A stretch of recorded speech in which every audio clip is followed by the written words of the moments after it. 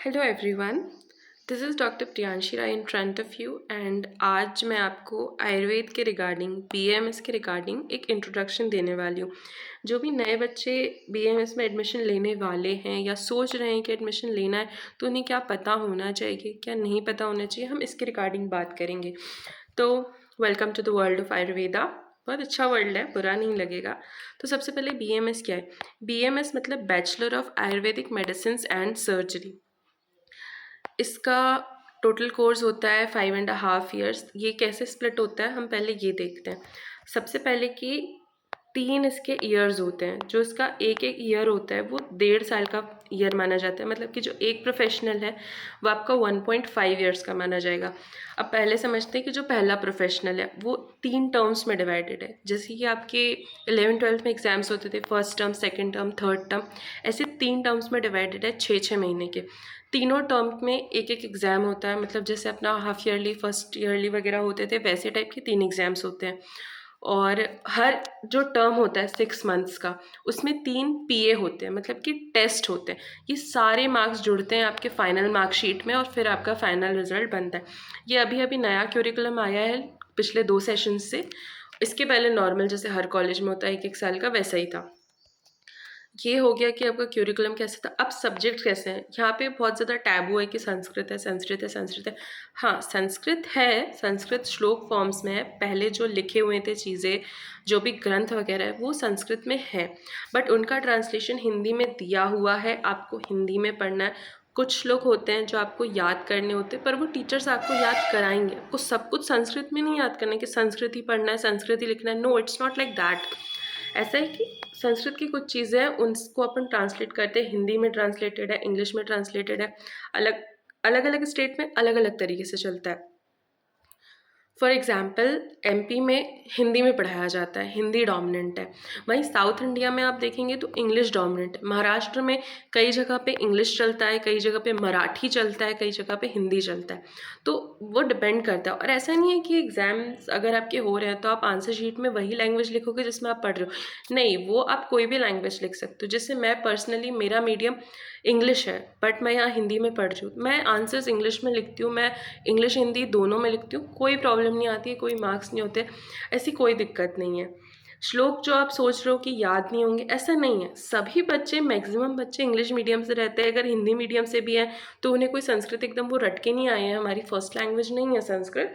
तो आप इस बात का टेंशन मत लीजिए। टीचर्स को भी पता है कि बच्चों को नहीं आता है, तो बच्चों को वो सिखाते हैं, पढ़ाते हैं कि कैसे याद करना है, कैसे उस चीज़ को समझना है। तो आप इस बात से बिल्कुल भी बेफिक्र रहिए कि मुझे लैंग्वेज को लेकर दिक्कत होगी। शुरू में थोड़ा सा लगता है, बट धीरे धीरे 6-7 महीने में आप अडेप्ट हो जाते हो और वो चीज़ आपको ईजी लगने लगती है। तो आपको इतना उस चीज़ का टेंशन नहीं लेना है। ठीक है, तो सबसे पहले हो गया कि हमारा पैटर्न क्या है, हमारी लैंग्वेजेस क्या। अब सब्जेक्ट्स क्या रहते हैं?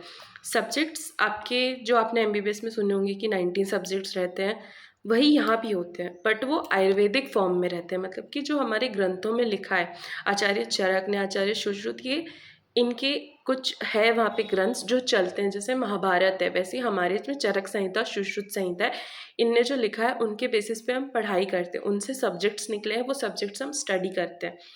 एक और चीज़, फर्स्ट ईयर में संस्कृत करके एक सब्जेक्ट रहता है, वो बहुत बेसिक सब्जेक्ट है, बेसिक ग्रामर, बेसिक संस्कृत रहती है, जैसे आपको 7th-8th में थी। तो वो कोई इतनी डरने वाली चीज़ नहीं है। तो हमें ये सब सब्जेक्ट्स पढ़ना है। जैसे कि अपन फर्स्ट ईयर में देखते हैं, फर्स्ट ईयर में सबसे पहले सब्जेक्ट आता है एनाटॉमी।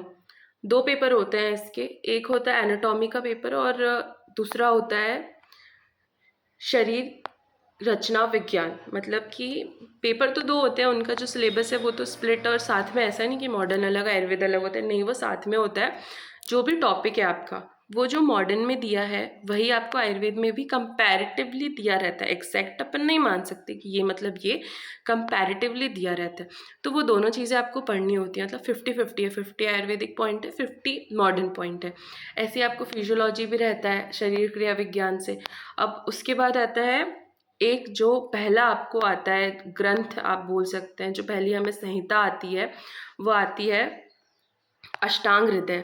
मतलब आचार्य वाग्भट ने इसे लिखा है। अष्टांग बहुत ही अच्छी बुक है, बहुत ही सिंपल और बहुत ही अच्छी लैंग्वेज में लिखा है आचार्य ने।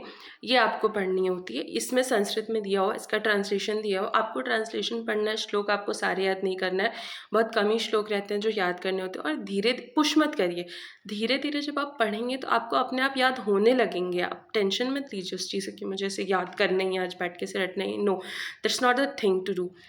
इसके बाद आता है एक सब्जेक्ट पदार्थ विज्ञान। तो पदार्थ विज्ञान को मैं यहाँ तो एक्सप्लेन नहीं करूँगी, काफ़ी सिंपल सब्जेक्ट, एक थ्योरेटिकल टाइप का सब्जेक्ट है। मतलब कि ऐसे समझ लीजिए कि आयुर्वेद का ग्रामर टाइप ऑफ, आयुर्वेद के रूल्स एंड रेगुलेशंस उसमें मैंशनड है कि इस तरह से आपको अप्रोच करना है, इस तरह से ये करना है, ये सब उस सब्जेक्ट में मैंशनड है। उसके बाद चरक संहिता का भी थोड़ा पार्ट आता है। चरक बहुत इंटरेस्टिंग संहिता है, बहुत मज़ा आएगा आपको पढ़ने में, बहुत अच्छे से लिखा है आचार्य चरक ने। इसका कुछ पार्ट रहता है। तो ये सब आपका फर्स्ट ईयर में। ऐसे ही आपको आगे भी सब्जेक्ट्स आएंगे, जैसे कि द्रव्य गुण आएगा, द्रव्य गुण के साथ में फार्मा आएगा, पैथोलॉजी के साथ में रोग निदान आएगा। तो सारे सब्जेक्ट्स आएंगे, सारा आपको नॉलेज भी मिलेगा, आपको मॉडर्न नॉलेज भी मिलेगा, आपको आयुर्वेदिक नॉलेज भी मिलेगा, सारी चीज़ें सिखाई जाएगी। उसके बाद ये सब हो गया अपना। तो मुझे लगता है इतना इनफ है आपके लिए जानना। अगर आपके इसके अलावा भी कुछ चीज़ें जाननी है, आपको कहीं पे कहीं डाउट हो रहा है, तो आप मुझे नीचे कमेंट कर सकते हैं। आई श्योरली, मैं आपका कमेंट देखूंगी और उस चीज़ को एड्रेस करूंगी। तो for more updates you can follow my channel, यहाँ पे लिंक मैंशनड है। ऑलराइट बच्चों, अगर और कोई भी गाइडेंस लगेगी तो I am surely here for you. Thank you.